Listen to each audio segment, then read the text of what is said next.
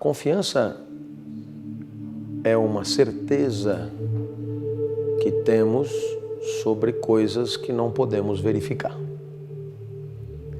E claro está que esta certeza pode ser a respeito de qualquer coisa, como por exemplo em Deus. No caso, esta confiança se chama fé, mas também confiança de que o sol possa brilhar amanhã, ou de que vai chover no domingo. E estas confianças são a respeito de eventos na natureza. A confiança que normalmente interessa mais ao mundo das empresas é a confiança em si mesmo. Aquilo que se costuma chamar de autoconfiança. E é claro, ela é sempre projetada para o futuro. É a certeza sobre competências que temos para resolver problemas que estão por vir. E é claro, como os desafios serão superados no futuro, é fundamental que alguma autoconfiança haja para superá-los. É claro que muitas vezes acredita-se que ter confiança em si mesmo seja uma questão de recomendação, objeto de conselho ou mandamento. Mas ter confiança em si mesmo é muito mais complicado do que querer ter confiança em si mesmo.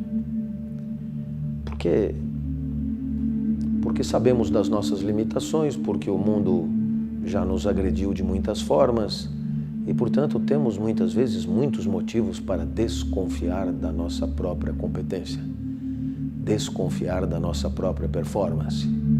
E é claro, quando confiamos ou quando desconfiamos, é muito em função de ocorrências passadas que não controlamos e que determinam esta certeza ou esta incerteza. Por isso, muitas vezes, acredita-se que a confiança é fundamental para grandes performances corporativas. Muitas vezes isso vem carregado de uma enorme ingenuidade. Essas grandes certezas que temos em nós mesmos para conseguir as coisas, muitas vezes podem acabar em retumbantes frustrações.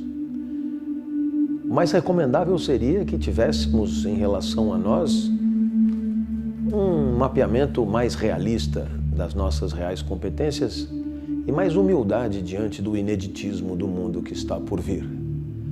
Eu tenho a impressão que essas características são muito mais proveitosas na hora de ser eficaz. Quando somos humildes, temos mais cuidado, mais prudência. Quando somos humildes, nos preparamos melhor. Quando somos humildes, quer dizer desconfiados da própria incompetência e sabedores da nossa própria fragilidade, muitas vezes procuramos com mais cautela o caminho mais fácil e às vezes acabamos chegando na frente. A autoconfiança, quando vem empacotada em forma de arrogância ou de prepotência, cega e dificulta o exame concreto das dificuldades imensas que por vezes teremos que enfrentar. Por isso, na certeza de que não há fórmulas prontas e que cada um sabe de si, vai aqui a minha ponderação. As identidades nacionais quase sempre são o resultado de notáveis simplificações que blasfemam muito contra a complexidade do mundo. Dizer que o brasileiro é amável é, sem dúvida, ignorar o que acontece nas delegacias de polícia, nas prisões, nos enfrentamentos no trânsito e em toda a irascibilidade e contundência com que as relações podem acontecer no nosso país.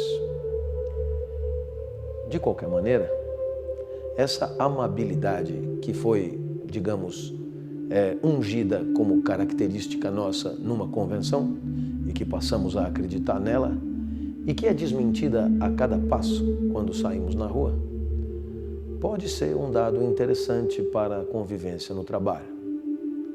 Muitas vezes a tolerância que temos com o comportamento do outro pode se traduzir em respeito pela diversidade e, portanto, uma melhor acomodação da particularidade de cada um, da especificidade de cada interesse e, com isso, boa capacidade de negociação, sobretudo. Mas é claro, como tudo isso é só uma grande simplificação, o que a gente assiste no mundo do trabalho no Brasil é gente de todo tipo. Gente muito amável, capaz de compreender o outro e de costurar grandes acordos, levando em consideração o ponto de vista de muita gente, como gente intransigente, totalitária, autoritária, truculenta e agressiva, tal como poderíamos imaginar um executivo de uma grande empresa europeu ou norte-americana. Então, eis aí o que eu penso. Todo o problema está em reduzir a complexidade do nosso país a um ou dois traços identitários que certamente são muito mais para fazer literatura do que para fazer sociologia. Muito mais para construir o brasileiro ideal do que dar conta das coisas como elas realmente acontecem. O líder pode, antes de mais nada, ser digno de confiança. E para ser digno de confiança, ele tem que ser fiel. A fidelidade é a condição moral da confiança. A fidelidade é um respeito ao passado, respeito ao que foi combinado, respeito ao que foi dito, respeito aos valores que costumamos respeitar. A fidelidade é sempre um resgate do passado no presente, e o líder será digno de confiança quando todos os seus comandados reconhecerem naquele instante o líder que já foi um dia. Suas promessas, suas cartas de intenção, suas palavras de ordem, que no passado foram garantidoras de uma certeza, serão dignas de confiança se no presente forem resgatadas como inquestionáveis. Eis aí, a fidelidade aos valores do líder é a condição da confiança do liderado. O líder que traiu os próprios valores, trairá também suas promessas, trairá também seus acordos e será, claro, inconfiável. Toda organização é um espaço de exploração, sobretudo as organizações de mercado e de produção de bens, são espaços poderosos de concentração de capital e exploração de trabalho.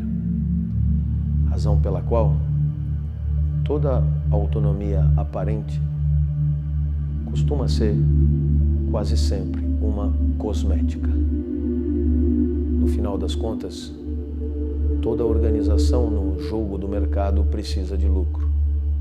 E cada vez mais. Não basta conservar. A sustentabilidade quer dizer continuar ganhando amanhã o dinheiro que eu ganho hoje. É na pior das hipóteses. O que se pretende é sempre um avanço no market share, um incremento dos lucros. E é claro, sendo esta a razão de ser de toda a organização, tudo será feito para isso. O resto muitas vezes é usado para tornar a convivência mais suportável, para tornar a rotina do trabalho mais tolerável, enfim, para fazer acreditar que há no jogo alguma justiça.